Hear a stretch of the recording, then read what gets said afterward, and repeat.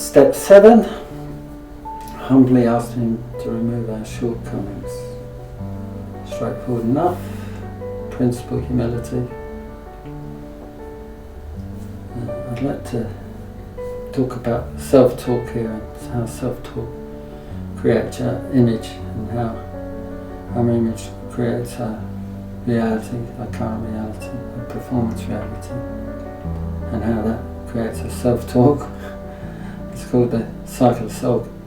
It's often called the cycle of self-esteem. So, I've heard other people say this.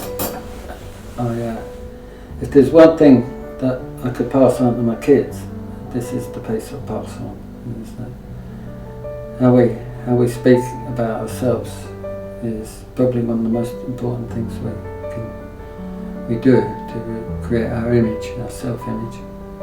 Whether that would be good, in a good vein, or a positive vein, or a bad vein. So our subconscious doesn't know the difference. What we program into it, it just acts out as it's programmed in. So if we speak highly, we speak well of ourselves, we talk about how creative we are, we talk about how good our image is, and we speak well of those around us, and that, because you've always got a chatter going on in your head, and the cleaner you can get that, and the more positive vein you can get that into, it will affect your self-image. So if you're using lots of negative words or explaining things that aren't really the truth, because humility, the word humility is really about the truth. So if you're using negative, belittling, down-putting suggestions about yourself or others, it really has effect on your self-image. And your self-image, you create your self-image, has an effect on your performance and how you perform. So if you say, oh I always mess up, you've got high likelihood of messing up some even more. If you say confidently, I'm confident I can do this, and this is easy for me, and I practice this regularly, and keep your self-talk and change those statements in your head, which we'll get onto a little bit more in a minute. Keep pounding away at the self-talk.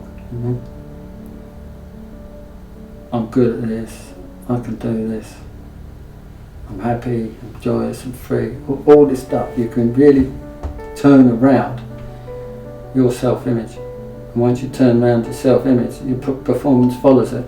And once the performance is in place, then it boosts up your self-talk, and you talk about things in a brighter, more positive way, which helps you have its image, and it just goes round. It's called the cycle of self-esteem, or some folks use it as the cycle of self-esteem. So I really encourage you to clean up your self-talk, which is whizzing around in your head right now, 100 miles an hour.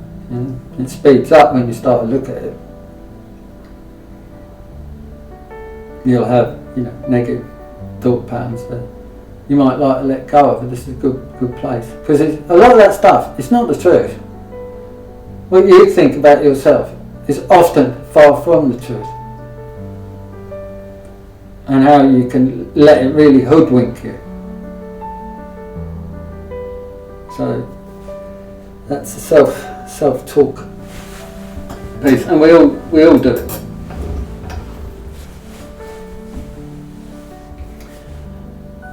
I'm going to do a small bit on affirmations, because they're the probably extreme of self-talk. You can now start creating the new person and combating a lot of that stuff we saw in our 5th and 6th step. And I think so how we work about affirmations, they're just statement of fact. And you might create 3 or 4 statements that to combat the step 6 defects. So, if you were scared, you might say, I'm courageous, I live in faith, I trust in God, I trust in my ability to carry this out. There's quite a bit. There's stuff on affirmations all over the internet. They need to be personal to you. They need to be positive. They have to be said in the present as if it's happened now. I'm really good at writing affirmations. I can print my affirmations in overnight. Usually takes about 30 days to print them in. I suggest you do them on a card, or you can. A friend of mine right now is doing them on their phone in their own voice and playing it back at least twice a day. In the morning, before you go to bed, because that's when the mind's quiet, and it makes for a good time to imprinting new patterns into our subconscious. Keep them in the present tense. So how it works is that just the wording will give you 10% impact. Wording and imaging, because you only use the words to create the image, and then you put the emotion in with that. So just the words, 10%. Words and imaging, 50%. Words, imaging, and lay the emotion in on top of the imaging, you'll get 100%, or at least the high 90s. I recommend 3 or 4 for each defect. The more the defect was affecting your life or your performance, the more you might like to go after it. Just to point out here that, God will help. You'll start to see stuff. Because what happens when we do this work, you start to see stuff you might not see. You'll see where fear might be had an effect on you, and it'll come to the surface, or how low self-esteem might have affected you, or self-worth issues might have affected you. So if you work on each defect, get a handful, whatever a handful might mean to you, and then you do them every morning, every evening.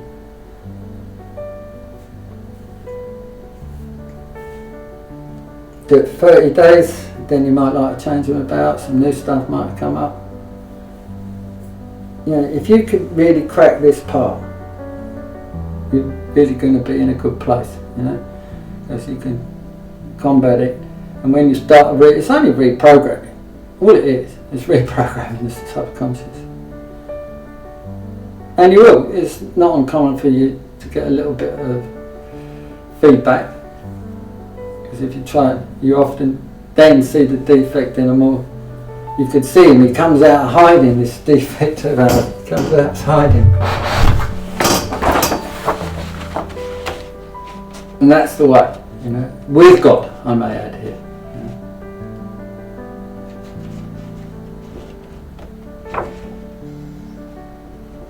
You can initiate achievement, you can use it to succeed in other areas in your life. You could, again, I've done a fair bit, I've worked with a lot of young kids with this stuff actually, and find it very powerful, I coach young kids with it all the time, to clean up their thinking.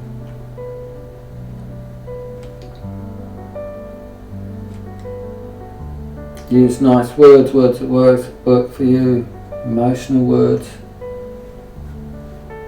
Use exciting words that appeal to you, that might dictate achievement in areas that you wish to achieve.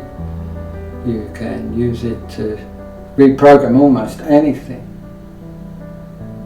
Now the words, what it's about is the words trigger these pictures in our mind. Just like if we use it in a negative way. I was hanging about with someone that appeared in my life, in my younger life, and they were always using the word, oh that's terrible, oh that's terrible. And every time they did it, I would imagine a terrible scenario, you know, someone having their legs torn off or whatever. It wasn't terrible at all.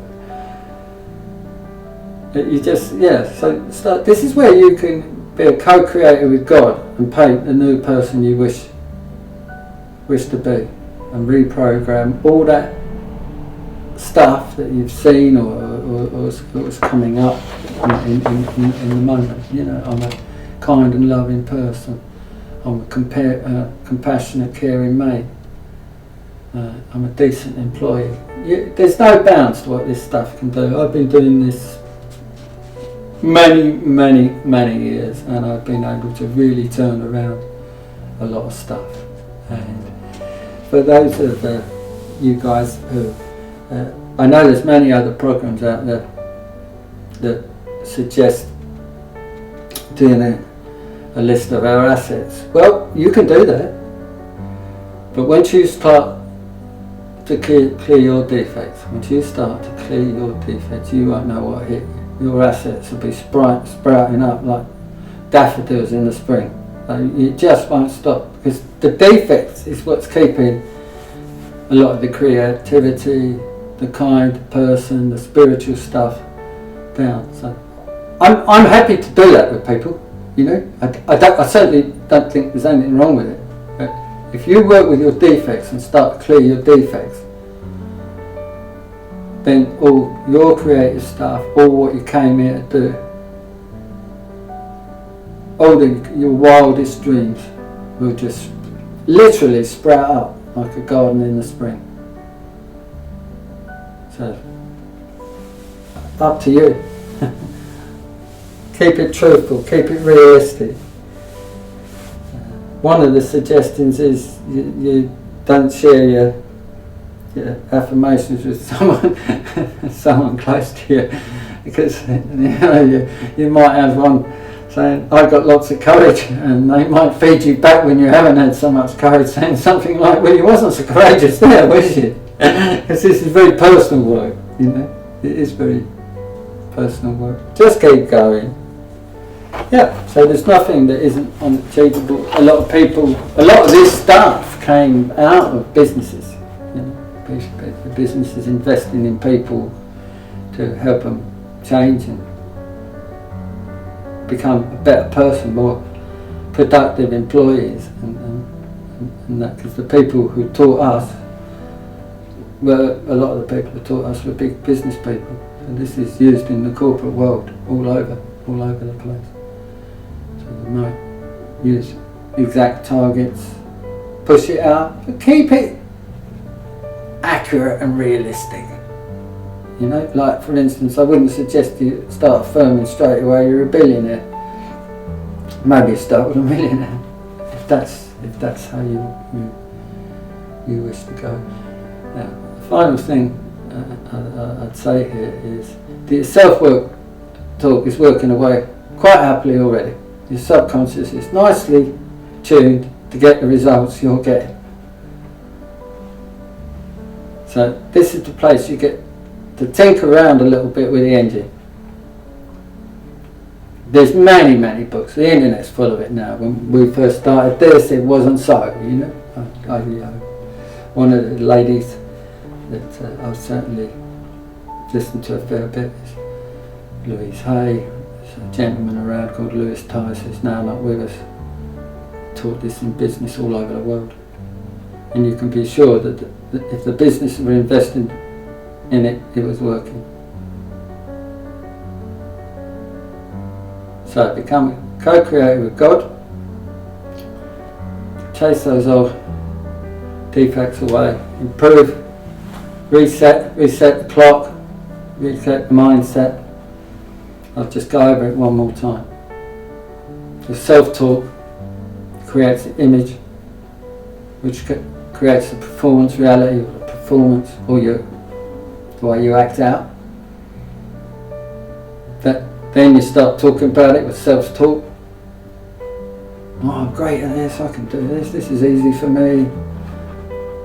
We'll create the image, and around we go again. And always will be so. So if you wander around using some more negative self-talk about yourself and others, it will also have an effect on you, it'll have an effect on your family, it'll have an effect on the community, and it'll have an effect on the world out there. Good luck. This is a really important piece. If you do nothing else, give this a go. Give it a break. Give it a break. See what you can do. Sometimes one-time affirmation works, but this certainly works. It's the tool that helps you reprogram your mind, and for people with addictions, it's a good way forward. Good luck with it, and it's going to get fun. Good luck with it, and I hope you get the results I've managed to achieve over the years.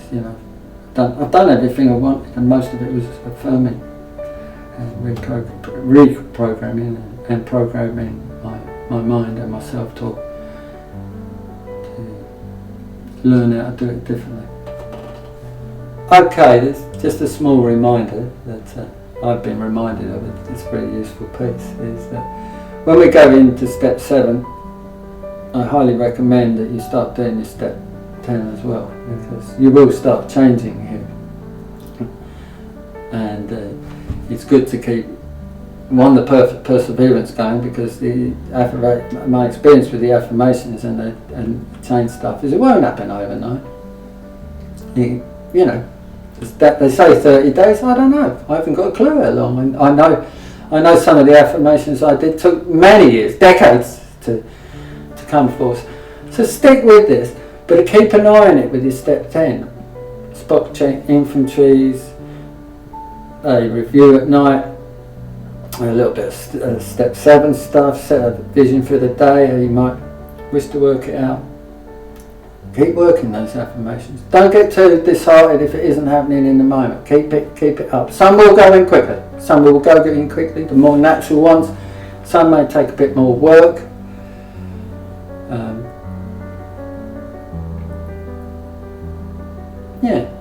Keep building it. It's a lifetime occupation. So the perseverance and the humility, that's the two principles of these steps, that they work together. And you keep, when things are happening, give yourself self-talk praise and well done's, and good for you, and those around you. It's often best work in a family, in the communities. It can all be done. You can set community visions and use it. I've seen it used in a large business where they all set their own visions and a vision for the company, and it cascaded down to personal people. So all that can be done. Do your personal work. Do your work. Give us all a break, and do your personal work, and grow. And it's the best tool for anything I have to offer. As I suggested at the beginning of this program, there's a lot on offer here. This is one of the best tools. Thank you.